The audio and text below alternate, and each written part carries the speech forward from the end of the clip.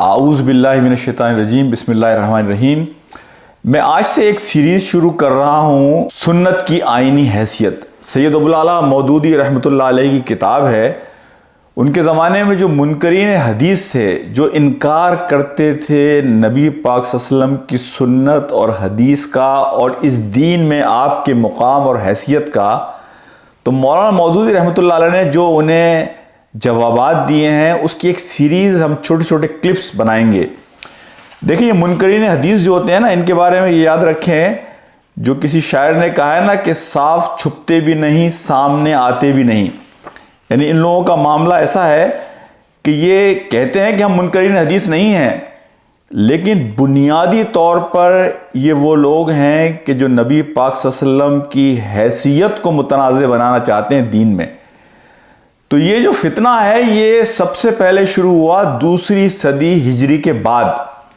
معتزلہ اور خوارج اس بنیاد پر منکرین حدیث تھے کہ وہ حدیث سے انکار کرنے کے بعد، نبی پاک صلی اللہ علیہ وسلم کو اس ایکویشن سے نکالنے کے بعد دین کو اپنے رنگ میں رنگنا چاہتے تھے، قرآن کو اپنے مطلب کے معنی دینا چاہتے تھے، اپنے مطلب کے راستے نکالنے کے لیے۔ اور معتزلہ نے اس زمانے کے فلسفے سے متاثر ہو کر، گھبرا کر کہ ہم دین میں اب اس فلسفے کا جواب کیسے تلاش کریں، انہوں نے گھبرا کر یہ فیصلہ کیا کہ ہم حدیث کا انکار کر کے قرآن کو بنیاد بنائیں اور پھر قرآن کو ہم اپنے مرضی کے معنی پہنا کر فلسفے کا جواب دیں۔ 2 صدی ہجری کے بعد پھر دوبارہ یہ مسئلہ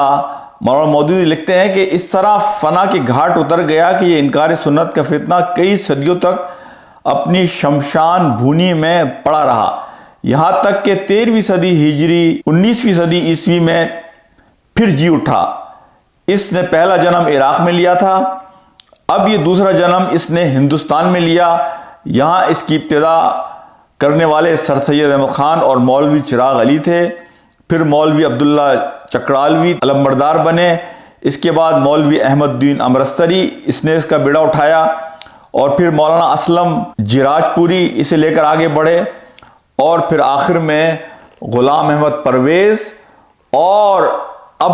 اس صدی میں ہم یہ دیکھتے ہیں کہ اور بہت سارے نئے چہرے سامنے اٹھ کر آ رہے ہیں۔ سید ابوالعلا مودودی نے بڑے دلچسپ انداز میں منکرین حدیث کو مخاطب کیا ہے، اور میں اپنی سیریز کا آغاز اس کلپ سے کروں گا جس میں مولانا کہتے ہیں کہ جھوٹی حدیثیں آخر گھڑی کیوں گئیں؟ فاضل جج نے اس بات کو بڑی اہمیت دی ہے کہ 1000 در 1000 حدیثیں گھڑی گئیں، اور اس بات پر بڑا زور دیا ہے کہ تحقیق کرنے والے اس پر خصوصیت کے ساتھ غور کریں۔ لیکن ہم عرض کرتے ہیں کہ تحقیق کرنے والوں کو ساتھ ساتھ اس سوال پر بھی غور کرنا چاہیے، یہ 1000 در 1000 حدیثیں اس زمانے میں آخر گھڑی کیوں گئیں؟ اس کے گھڑے جانے کی وجہ یہی تو تھی کہ حضور کا قول و فعل صلی اللہ علیہ وسلم حجت تھا، اور آپ کی طرف ایک غلط بات منسوب کر کے جھوٹے لوگ کوئی نہ کوئی فائدہ اٹھانا چاہتے تھے۔ اگر وہ حجت نہ ہوتا اور کسی شخص کے لیے اپنے کسی دعوے کے حق میں حدیث لانا اور نہ لانا یکساں بے فائدہ ہوتا، تو کسی کو کیا پڑی تھی کہ ایک غلط بات تصنیف کرنے کی تکلیف اٹھاتا۔ دنیا میں ایک جعل ساز وہی نوٹ تو بناتا ہے جو بازار میں قدر و قیمت رکھتا ہے۔ جس نوٹ کی کوئی قیمت نہ ہو اسے آخر کون احمق جعلی بنائے گا؟ اب اگر فرض کیجئے کہ کسی وقت جعل سازوں کا کوئی گروہ پاکستان کے ہزاروں جعلی نوٹ بنا ڈالے، تو کیا اس پر کسی کا یہ استدلال کرنا صحیح ہوگا کہ پاکستان کے سارے نوٹوں کو اٹھا کر پھینک دینا چاہیے؟ کیونکہ جعلی نوٹوں کی موجودگی میں سرے سے اس کرنسی کا کوئی اعتبار ہی نہیں ہے۔ ملک کا ہر خیر اندیش آدمی فوراً اس فکر میں لگ جائے گا کہ ایسے جعل سازوں کو پکڑا جائے اور ملک کی کرنسی کو اس خطرے سے بچا لیا جائے۔ ٹھیک یہی تاثر آغاز اسلام میں جھوٹی احادیث کا فتنہ رونما ہونے سے اسلام کے خیر اندیش لوگوں نے لیا تھا، اور وہ فوراً اٹھ کھڑے ہوئے اور انہوں نے ایک ایک وعدے حدیث کا پتہ چلا کر اس کا نام رجال کی کتابوں میں ثبت کر دیا۔ ایک ایک جھوٹی حدیث کی تحقیق کر کے احادیث موضوعہ کے مجموعے مرتب کر دیے۔ احادیث کی صحت اور سقم جانچنے کے لیے بڑے سخت اصول قائم کر کے لوگوں کو اس قابل بنا دیا کہ صحیح اور جعلی حدیثوں میں امتیاز کر سکیں،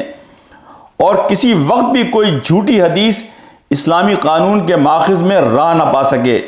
البتہ منکرین سنت کا طرز فکر اس زمانے میں بھی یہی تھا کہ غلط احادیث کے پھیل جانے سے سارا ذخیرہ حدیث مشتبہ ہو گیا، لہذا تمام احادیث کو اٹھا کر پھینک دینا چاہیے۔ انہیں اس کی پرواہ نہ تھی کہ سنت رسول صلی اللہ علیہ وسلم کو ساقط کر دینے سے اسلامی قانون پر کس قدر تباہ کن اثر پڑے گا اور خود اسلام کی صورت